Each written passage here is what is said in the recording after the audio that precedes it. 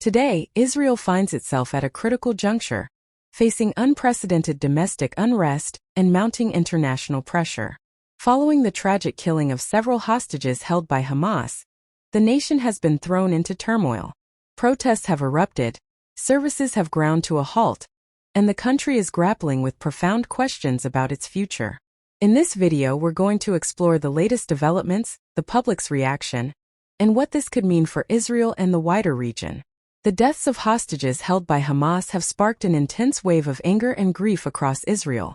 These hostages, innocent civilians caught in the crossfire of a brutal conflict, were reportedly killed during an Israeli airstrike targeting Hamas strongholds.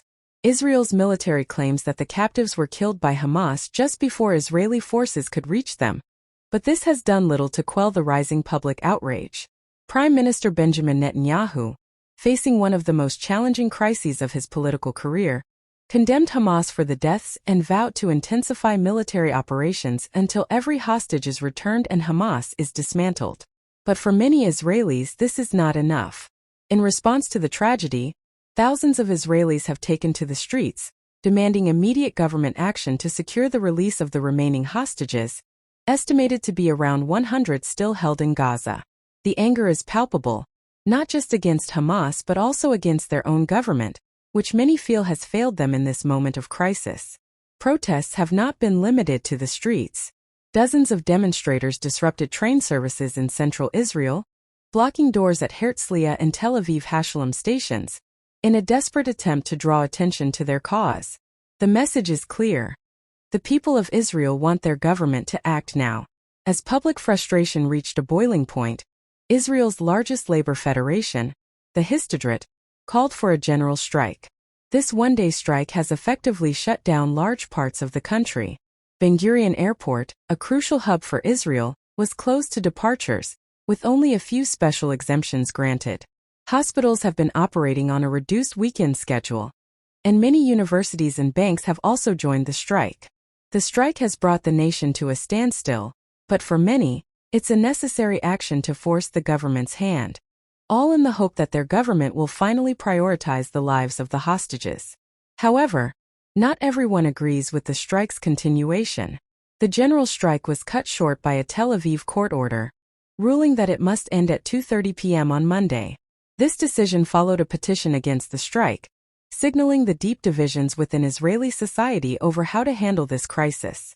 Despite the court's ruling, the largest labor union, which represents approximately 800,000 workers, had pushed for the strike to continue, reflecting the depth of the crisis. While the court's intervention has brought the strike to a premature end, the underlying issues remain unresolved. The tension between the government's actions or lack thereof and the demands of its people continues to grow. The hostage crisis and Israel's internal unrest are not just national concerns. They have significant international implications.